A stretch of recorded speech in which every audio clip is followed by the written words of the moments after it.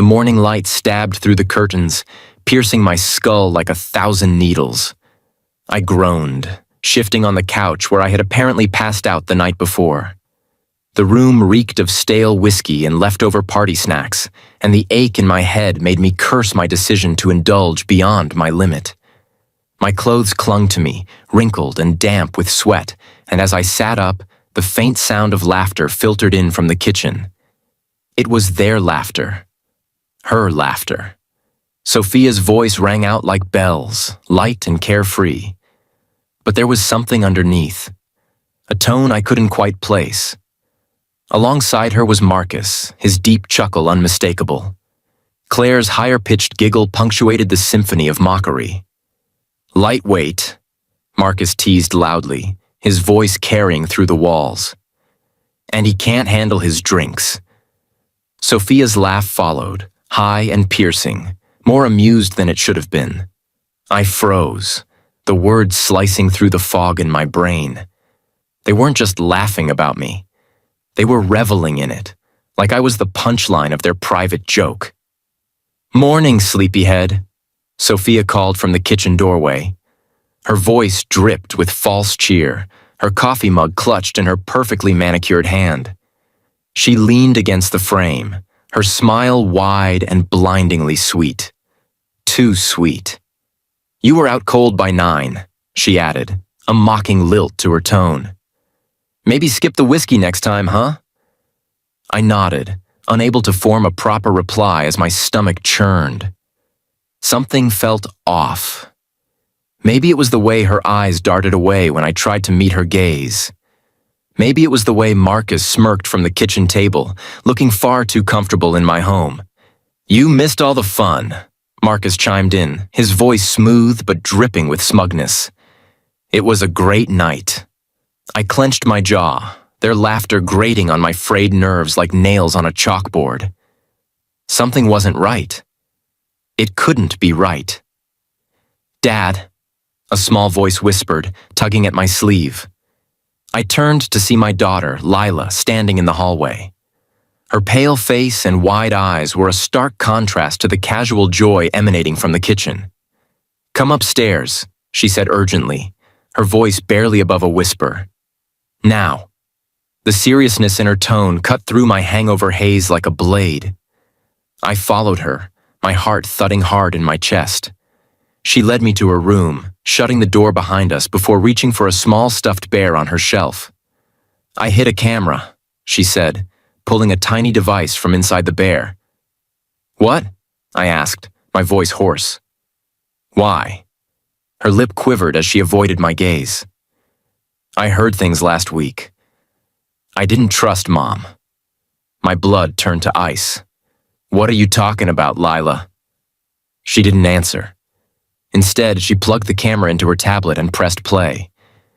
The screen came to life, grainy but unmistakable. There was Sophia and Marcus in my living room, sitting close. Too close. Their laughter on the screen was the same as I'd heard downstairs, but now it felt sharper, crueler. I watched as Marcus leaned in, brushing a strand of hair behind her ear. My heart pounded.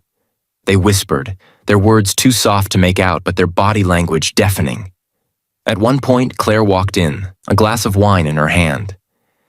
"You two better stop before he wakes up," she teased, her smirk cold and knowing. Sophia laughed again, a sound I had once adored but now despised. "Please," she said with a dismissive wave. "He's clueless." Lila paused the video. "I didn't want to show you, Dad," she said softly, her small hands trembling. "But you needed to know." For a moment, I couldn't breathe.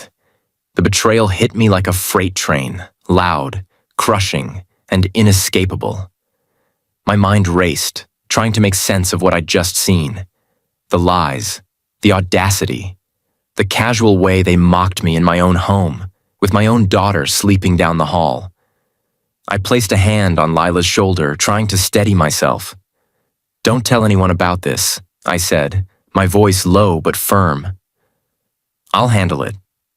As I headed back downstairs, every step felt heavier, every laugh from the kitchen louder and sharper. Sophia was at the sink, rinsing out coffee mugs, her movements so calm it was maddening. "Feeling better?" she asked brightly when she noticed me. "Much," I replied, my voice cold and measured. Her laughter wouldn't last much longer. My knees felt weak as I stood in Lila's room, staring at the frozen image on her tablet. The grainy footage was damning, but it was the voices, the laughter, the whispers that kept replaying in my mind like a haunting melody. Sophia and Marcus together in my living room, looking like they didn't have a care in the world. The way she smiled at him, the casual touches, the private jokes. It was all too much. Lila sat beside me on the bed, her small frame trembling slightly.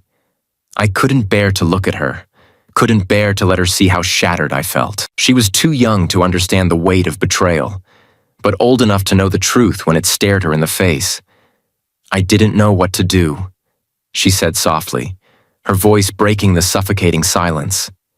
"I didn't want to hurt you, but I thought you should know." "You did the right thing," I managed to say, though my throat was dry and my voice sounded like it belonged to someone else. I placed a hand on her shoulder, trying to muster some semblance of reassurance. "Don't worry about this. I'll handle it." Her nod was small, hesitant. I hugged her briefly, kissed the top of her head, and told her to stay in her room. My hands trembled as I picked up the tablet and exited. Each step back to the kitchen felt heavier, the sound of Sophia's laughter like a blade carving into my chest.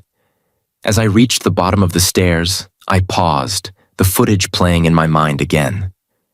Marcus leaning in close, Sophia brushing her fingers against his arm, Claire's smug smile as she walked in on them. "You two better stop before he wakes up," she had said. Not a warning, not a reprimand, just a tease, as if their betrayal was something trivial, something to be laughed off. I stood in the hallway, my breathing shallow, my pulse thundering in my ears. Sophia was rinsing out coffee mugs, humming under her breath. She looked so normal, so composed, as if she hadn't just destroyed the foundation of our marriage. "Feeling better?" she asked brightly, glancing over her shoulder at me. I nodded, forcing my face into a neutral mask. "Yeah, just needed some air." Her smile was radiant, as if she hadn't noticed the cold edge in my voice. She dried her hands on a towel and slid a plate of toast toward me. "Eat something. You were out cold last night." "Thanks," I muttered, sitting at the table. Marcus lounged nearby, sipping his coffee, a smirk tugging at his lips. "Rough night, huh?" he said, his tone laced with false concern. "Something like that," I replied, my eyes boring into his. He didn't flinch, didn't even look away. His confidence was maddening, his ease in my home infuriating. I clenched my fists under the table, my nails digging into my palms as I fought to keep my composure. Sophia moved around the kitchen, chatting with Claire, laughing at her jokes, completely oblivious, or indifferent, to the storm brewing beneath my skin. Every touch between her and Marcus, every stolen glance, was like a dagger twisting deeper into my chest. How long had this been going on? Weeks? Months? Longer? I stared at her, trying to find any trace of the woman I had married, the woman I had loved for years. But all I could see now was a stranger, cold, calculating, and unrecognizable. I needed proof. More than just the video, more than just my gut feeling. I needed something undeniable, something that would strip away every excuse, every lie. When Sophia stepped out to take a phone call, I followed her into the hallway. She glanced at me, startled. "Everything okay?" she asked, her tone too casual. "Yeah," I replied, forcing a tight smile.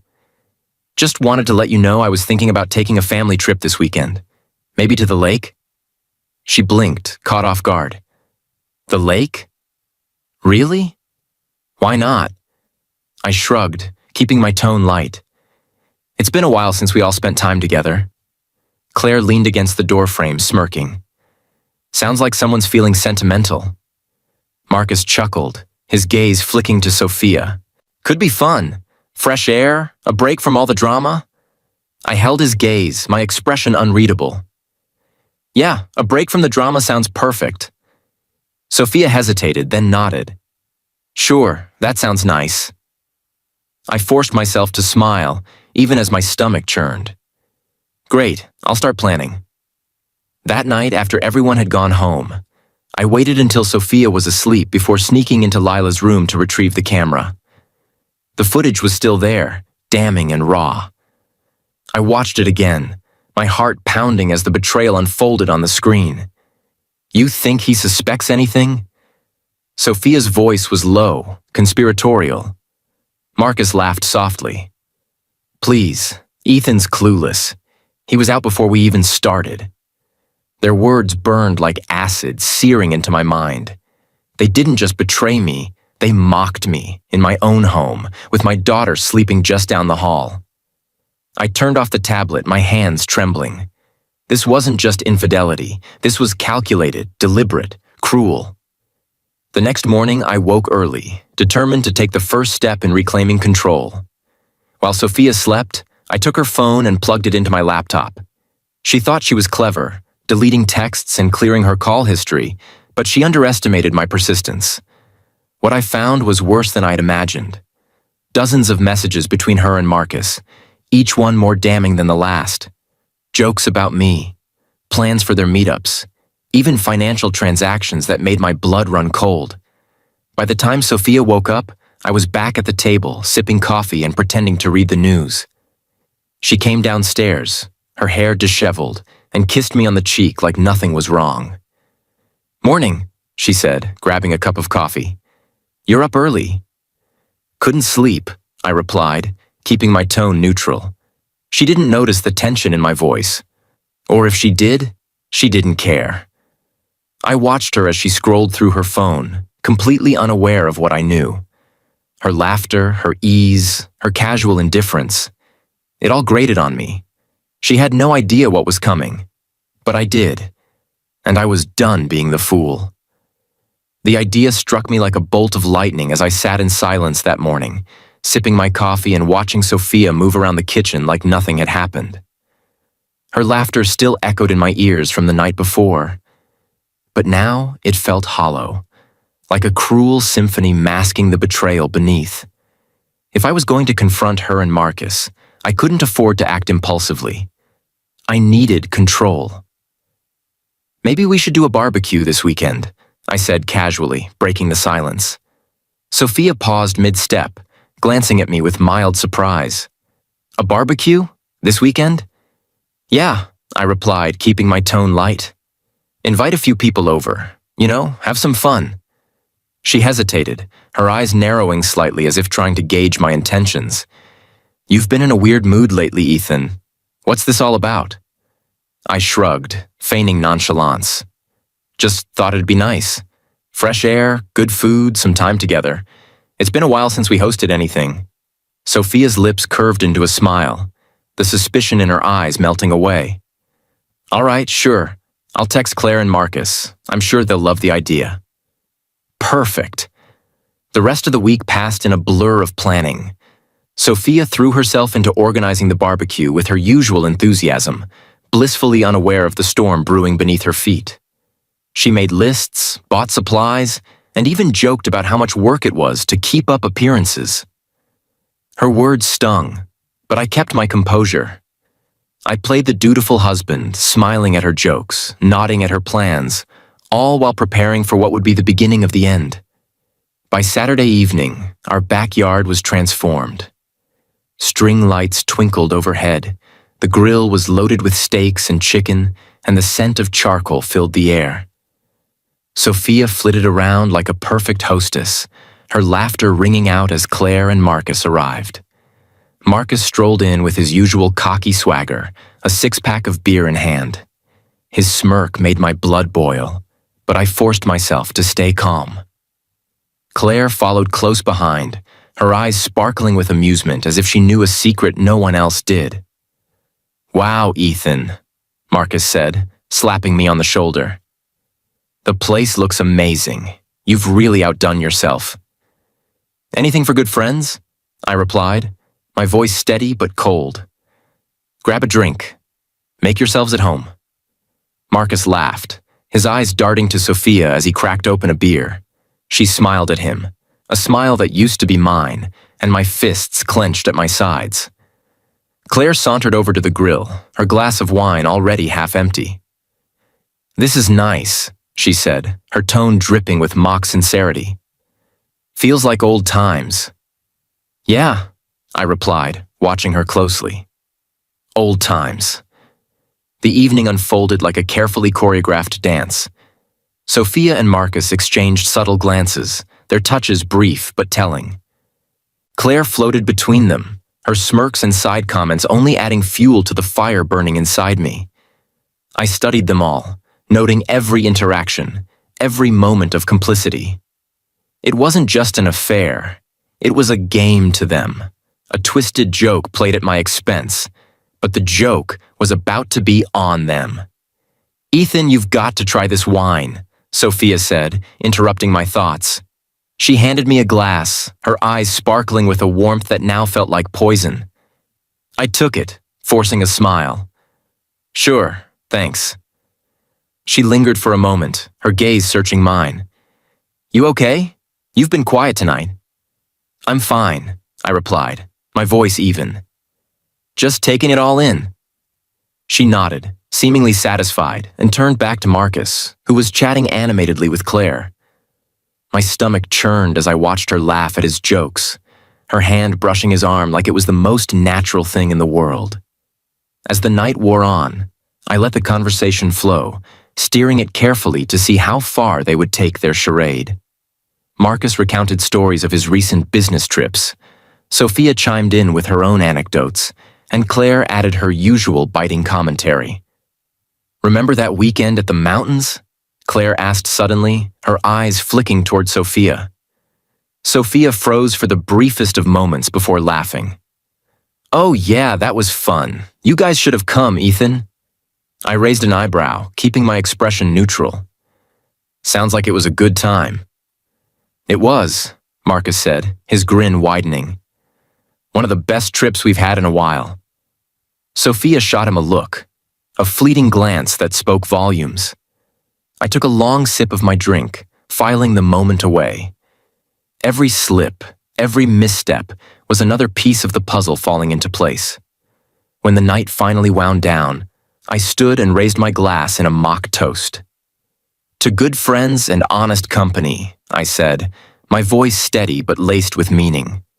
Sophia's smile faltered, her eyes darting toward Marcus. Claire leaned back in her chair, a knowing smirk playing on her lips. And to the little things that bring us closer, I added, my gaze locking onto Sophia's. The silence that followed was deafening. Marcus shifted uncomfortably in his seat, and Claire's smirk widened. Sophia opened her mouth to say something, but no words came out. Thanks for coming tonight, I said, my tone casual but final. It's been enlightening. As they left, I stood in the doorway, watching them disappear into the night. Sophia lingered for a moment, her expression unreadable. Are you sure you're okay? She asked, her voice soft. I'm fine, I replied, my smile sharp and cold. Never better. She hesitated, then nodded and followed Marcus to the car. As the taillights faded into the distance, I closed the door and let out a long, shuddering breath. The stage was set. The players were in place. And tomorrow, the real game would begin. The following evening, as the last golden rays of sunlight dipped below the horizon, I knew the time had come. The barbecue had been the perfect staging ground, a quiet precursor to the storm I was about to unleash. They had no idea. Sophia, Marcus, Claire, they thought they had gotten away with everything. Their smug laughter, their knowing glances, and their audacious behavior in my home would come back to haunt them. I sat in the living room, waiting. The house was quiet except for the faint hum of the refrigerator in the kitchen. Sophia was upstairs, freshening up, completely unaware of the war brewing beneath my calm exterior. I stared at the remote in my hand, my thumb hovering over the button that would cast the damning video to the television. Sophia came downstairs, her casual elegance as infuriating as ever. She glanced at me, a small smile tugging at her lips. "You've been so quiet lately, Ethan. Are you okay?" I smiled, a sharp, cold thing that didn't reach my eyes. "I've been thinking," I said, my tone measured. "Oh?" She arched an eyebrow, taking a seat on the armrest of the couch, just inches from me. "About what?" "About us, about our life, about trust." Her expression flickered, just for a moment before she recovered. "Ethan, you're acting strange." I leaned back, resting the remote on my thigh. "Do you think I'm clueless, Sophia? Do you think I haven't noticed?" Her smile faltered, confusion mingling with the faintest hint of fear. "Noticed what?" My thumb pressed the button. The television screen flickered to life, and suddenly, our living room was filled with the grainy image of them.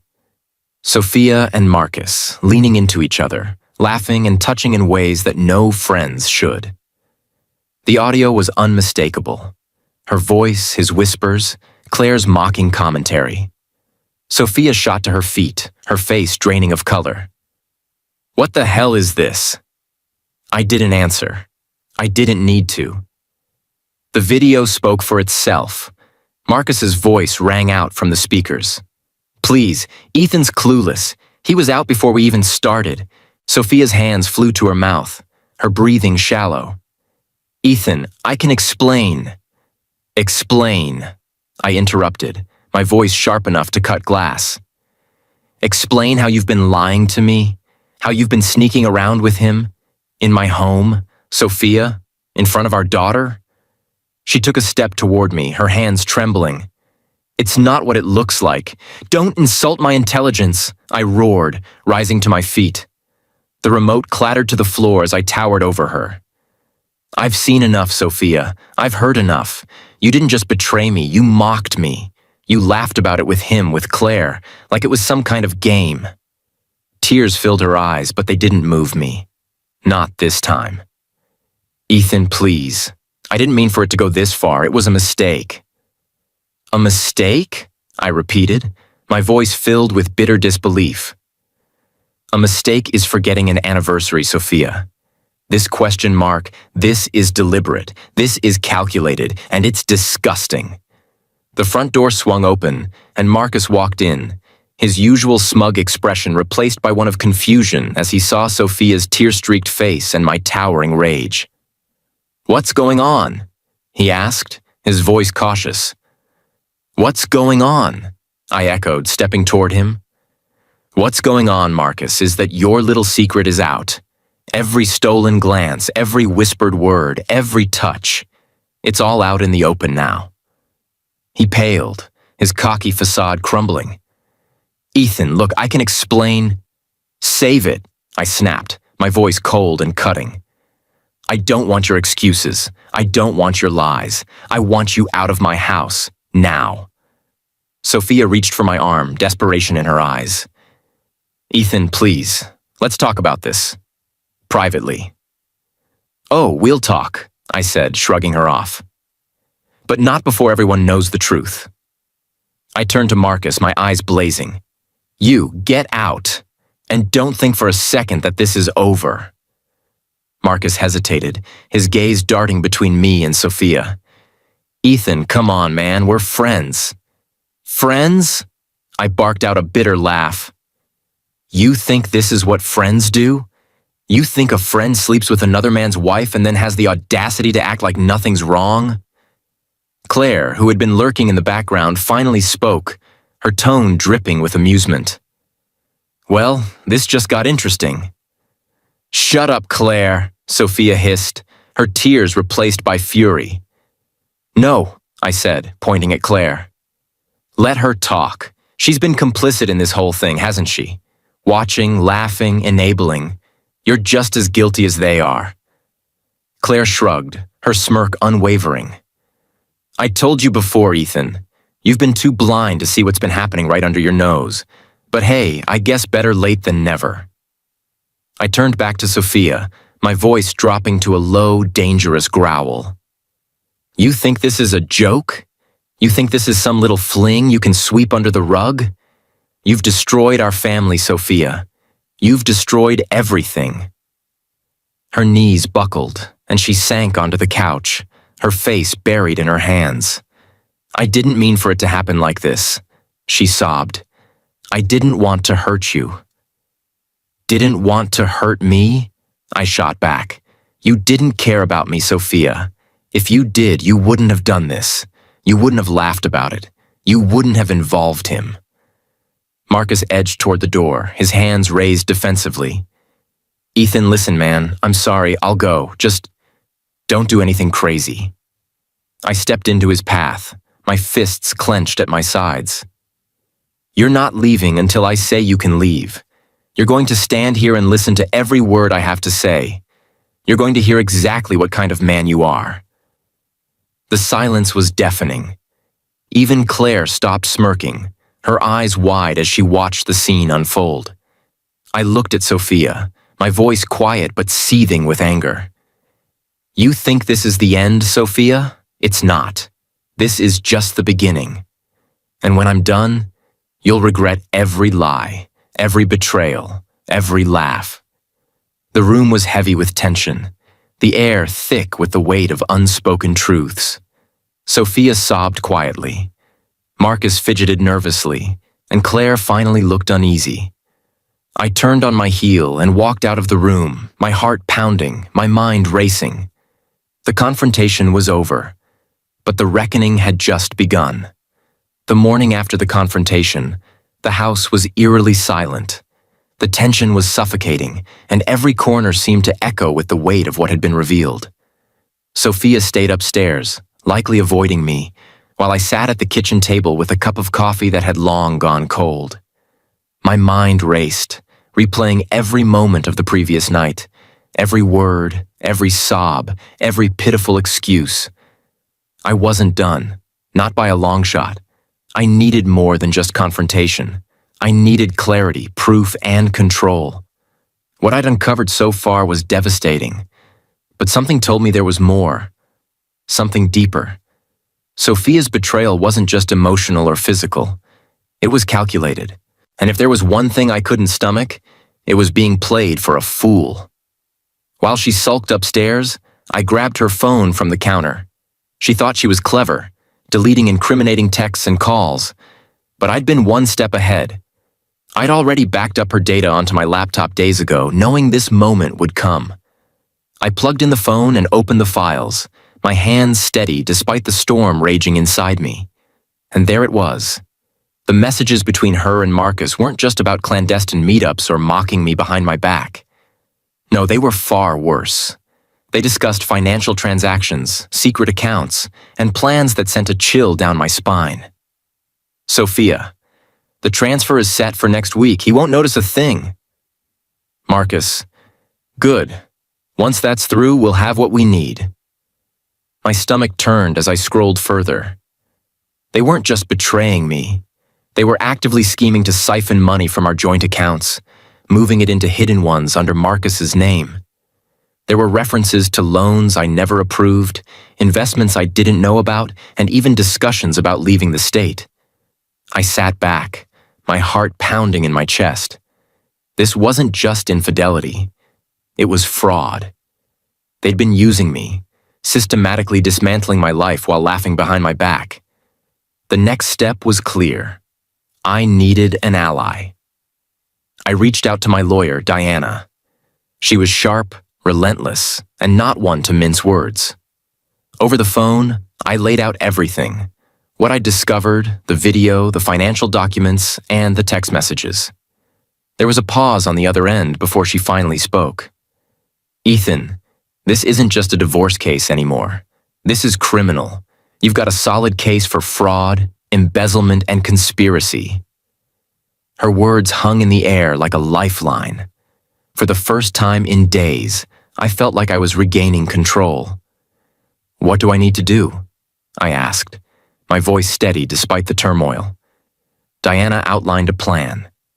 Gather every shred of evidence, document everything, and stay calm. We're going to set a trap, she said. If they're still actively trying to move money, we need to catch them in the act. It'll make your case ironclad. I agreed, hanging up with a newfound sense of purpose. But as I turned back to my laptop, another unexpected twist unfolded. The email notification was subtle, a ping that I almost ignored. But the sender's name stopped me cold. Rachel, Marcus's wife.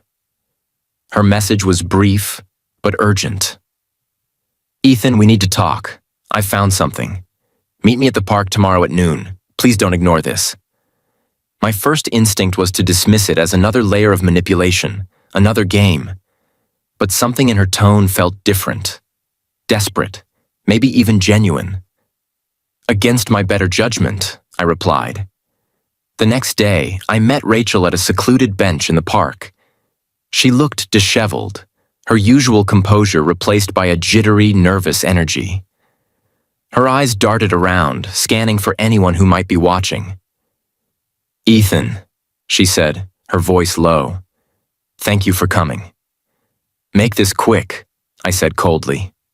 I'm not in the mood for games. Her hands trembled as she handed me a manila envelope. I went through Marcus's computer after your barbecue, she whispered. I thought I'd find more messages, but I found this instead. I opened the envelope and pulled out the contents. Contracts, emails, spreadsheets. At first glance, they looked like business documents, but as I read further, the pieces began to fall into place. These weren't just financial records. They were evidence of a calculated scheme. Sophia and Marcus hadn't just been stealing from me. They'd been funneling money into offshore accounts, creating fake loans and investments to cover their tracks. There were references to a final transfer that would wipe me out entirely, leaving me bankrupt while they disappeared with everything. They were planning to run, Rachel said, her voice shaking. He told me it was just an affair, but this is something else. My hands trembled as I stared at the documents. The depth of their betrayal was staggering. Why are you telling me this? I asked, my voice cold. She looked down, guilt flickering across her face. Because I didn't sign up for this.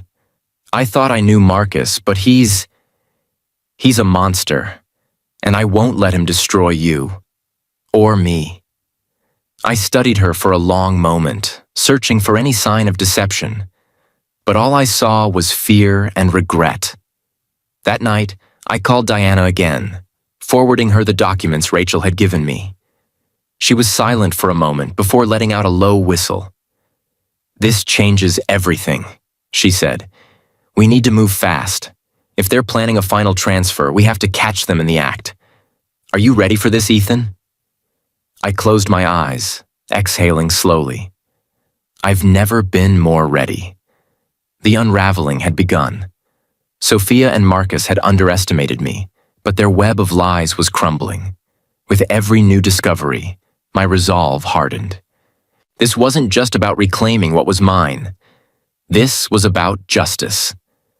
And I wasn't stopping until they paid for every last betrayal. The night before the trap was set, I sat alone in my office, staring at the mountain of evidence I had collected. Each email, text message, and financial record was a nail in the coffin of Sophia and Marcus's betrayal. My lawyer, Diana, had crafted the perfect plan, a trap so precise it would leave no room for escape. The stakes were high, and the risks even higher. If they caught wind of what I was doing, they could vanish, taking everything I had with them. But I had no choice. This was my moment to turn the tide, to reclaim control over the chaos they'd brought into my life. The next morning, I executed the first step of the plan. Using one of the dummy accounts Marcus and Sophia had previously targeted, I set up a fake business deal, a transfer large enough to tempt them but subtle enough to avoid suspicion. Diana had connected the account to software that would track every move they made in real time. I sat in my office watching the screen intently, every nerve in my body on edge. The bait was set. Now, all I could do was wait. Minutes felt like hours as I stared at the monitor. Then it happened. A notification popped up, a transfer request. The account details were unmistakable. Marcus's IP address had initiated the transaction, siphoning money from my dummy account into one of the offshore accounts Rachel had uncovered. My heart raced, but I stayed still, watching as a second transfer request followed. This one originated from Sophia's laptop. She was in on it too, moving money in perfect coordination with Marcus. Diana called moments later, her voice brimming with satisfaction. "We've got them, Ethan. The evidence is undeniable. I'm contacting the authorities now." An hour later, I parked my car across the street from Marcus's house, waiting. It was a strange feeling, this calm before the storm. I had spent weeks unraveling their lies, and now it was all about to come crashing down. Police cars pulled up quietly, their lights off. Officers stepped out, their movements swift and purposeful. I stayed in my car, watching as they approached the front door. When Marcus opened it, his face immediately twisted into confusion, then panic. They placed him in handcuffs while he sputtered excuses. "What is this? There's been a mistake. You can't do this." But his protests fell on deaf ears. Not long after, another squad car arrived at my house. I wasn't there to see it, but Diana sent me a text. "Sophia has been arrested. It's over." The fallout began almost immediately. News of the arrests spread quickly among our social circles. Friends and colleagues who had once praised Sophia's charm now whispered about her deceit. Marcus, too, became the subject of ridicule and scorn, his once respected reputation now tarnished beyond repair. But the most shocking moment came when Rachel called me that evening. Her voice trembled with emotion, a mixture of relief and sorrow. "Ethan," she said, "I confronted Marcus after he was released on bail. He admitted everything, all the lies, the schemes. It's over for him, for both of them." I nodded, though she couldn't see it. "Thank you, Rachel. If it weren't for you, I don't know if I could have stopped them in time." Rachel's voice broke. "I'm filing for divorce. I can't look at him the same way. I should have seen it sooner." I didn't know what to say. The pain in her voice mirrored my own, but there was nothing left to salvage for either of us. The next day, Diana and I met to finalize the legal proceedings. With the evidence we'd gathered, Sophia and Marcus faced multiple charges, including fraud, embezzlement, and conspiracy. Diana was confident they wouldn't escape punishment. "You did the right thing, Ethan," she said as we wrapped up the meeting. "This was never just about the money, it was about justice." She was right. Watching their lies crumble under the weight of the truth had given me a sense of closure I hadn't thought possible. That evening, I sat with my son Logan, explaining what had happened in a way he could understand. His wide eyes were filled with confusion and sadness, but as I spoke, I saw a spark of something else. Pride. "Dad," he said softly, "I'm glad you didn't let them get away with it." His words hit me harder than anything Sophia or Marcus had done. They reminded me why I'd fought so hard, why I'd refused to back down. In the days that followed, I began to rebuild. The house, once filled with tension and deceit, felt lighter. Logan and I started creating new routines, new memories. It wasn't easy. There were moments when the weight of it all threatened to pull me under, but each day felt like a step forward. As for Sophia and Marcus, their lives continued to unravel. The court case dragged their secrets into the light for everyone to see. Their names became synonymous with betrayal and greed, and the lives they had so carefully crafted crumbled into dust. But for me, the storm had passed. The trap had been set, the truth had been revealed, and justice had been served. And for the first time in a long time, I felt free. The house felt hollow in the days following Sophia and Marcus's arrests. The echoes of their betrayal seemed to linger in every room, every corner where laughter and trust had once thrived. But now, There was only silence, a quietness that both comforted and unnerved me. It was a silence I welcomed, yet one that forced me to confront the wreckage they'd left behind. Logan, my son, was the first priority. He was too young to fully understand the depth of what had happened, but old enough to sense the shift in our lives. I sat him down one evening, keeping my tone gentle but firm. "Logan, there's something I need to explain," I began, my voice steady despite the weight of my words. He looked up at me, his wide eyes filled with both curiosity and fear. "Is it about Mom?" I nodded. "Yes. You've probably noticed that she's not here right now. She's made some choices that hurt our family. Choices that mean she won't be living with us anymore." He frowned, his small hands clutching the edge of the couch. "Is it because of that video?" The question hit me like a punch to the gut. I had tried so hard to shield him from the worst of it, but he was smarter than I'd given him credit for. "Yes," I admitted, my throat tightening. "But it's not your job to worry about that. I'm going to take care of everything. All I want is for you to focus on being the amazing kid you've always been." Logan stared at me for a long moment, his expression unreadable. Then he nodded. "Okay, Dad. I trust you." His words felt like a lifeline, a reminder of why I had fought so hard to expose the truth. I hugged him tightly, silently vowing to protect him from the fallout as much as I could. Meanwhile, the public unraveling of Sophia and Marcus continued.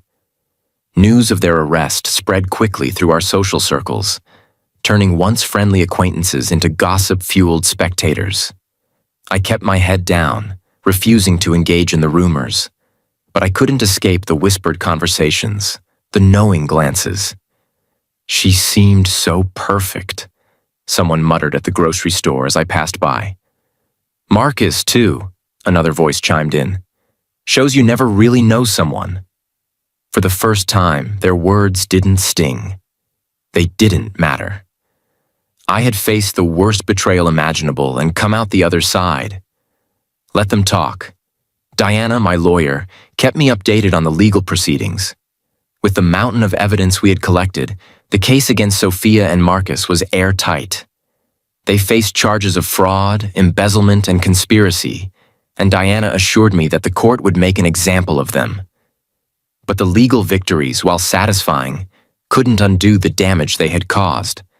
The financial strain, the emotional scars, they lingered like ghosts, refusing to be exorcised.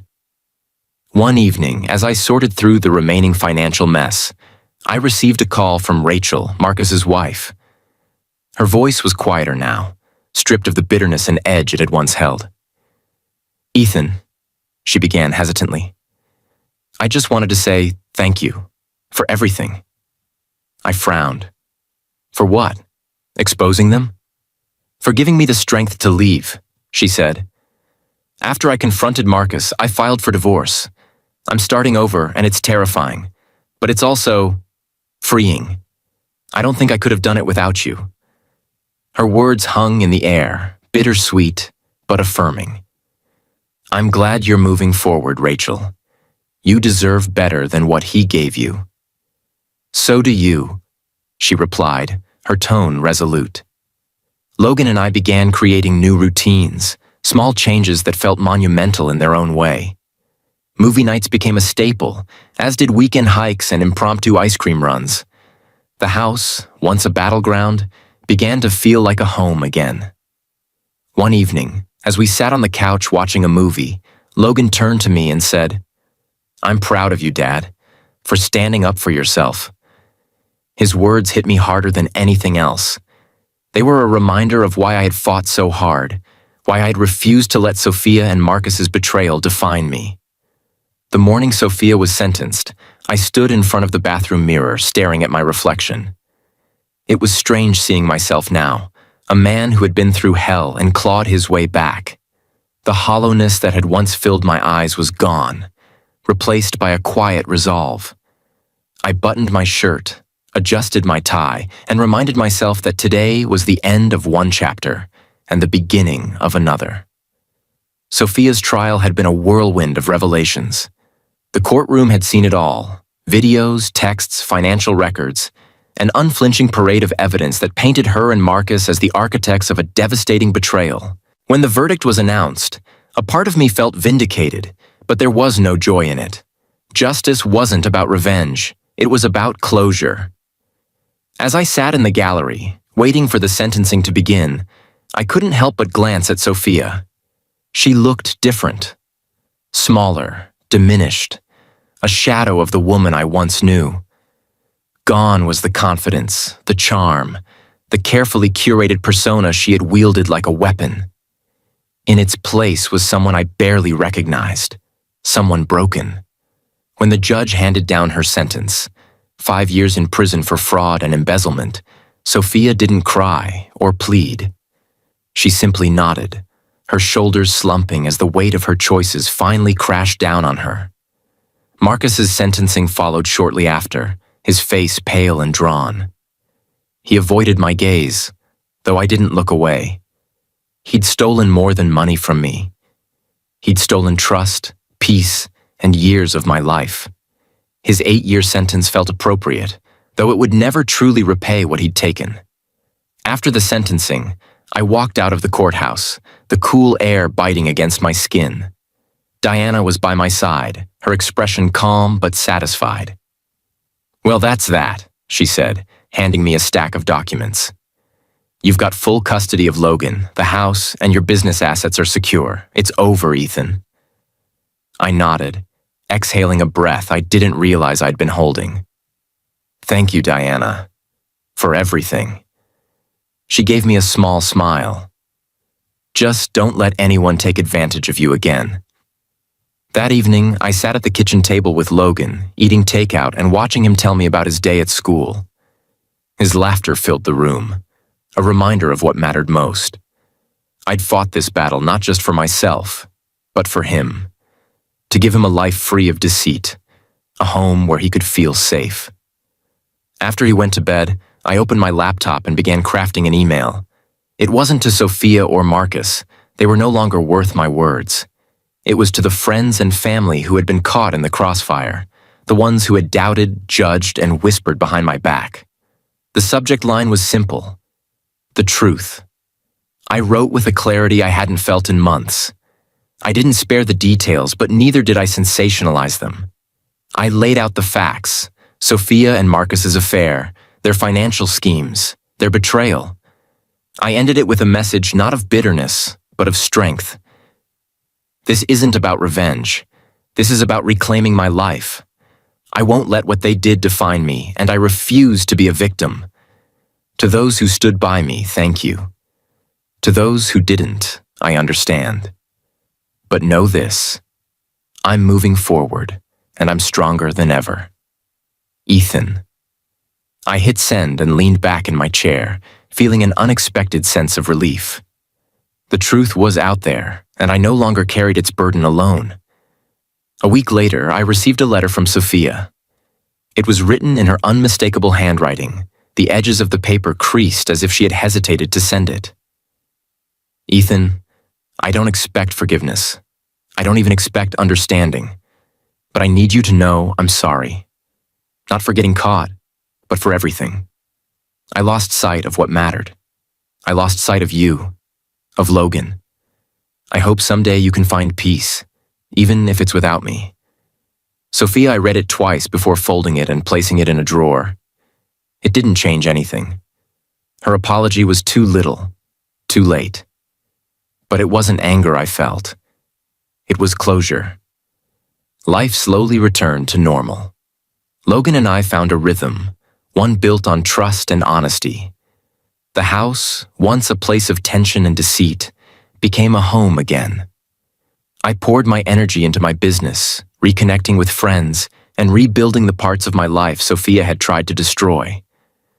One evening, as Logan and I sat watching a movie, he turned to me with a smile. "I like it when it's just us, Dad. It feels better." His words warmed my heart in a way I hadn't felt in a long time. "Me too, buddy," I said, ruffling his hair. "Me too." Months later, I stood in the backyard, staring at the string lights that still hung from the barbecue night. They swayed gently in the breeze, a faint reminder of the chaos that had unfolded beneath them. But now, they felt different. Peaceful. I didn't need revenge to move on. I didn't need Sophia or Marcus to feel remorse. What I needed was what I had finally found: freedom. As I turned to head back inside, I paused and looked up at the night sky. The stars sparkled above, and for the first time in months, I felt whole. The betrayal had tested me in every way imaginable. It had broken me, humbled me, and forced me to rebuild. But in the end, I came out stronger. And for Sophia, Marcus, and anyone else who thought they could take advantage of me, I had one final message: never underestimate the quiet ones.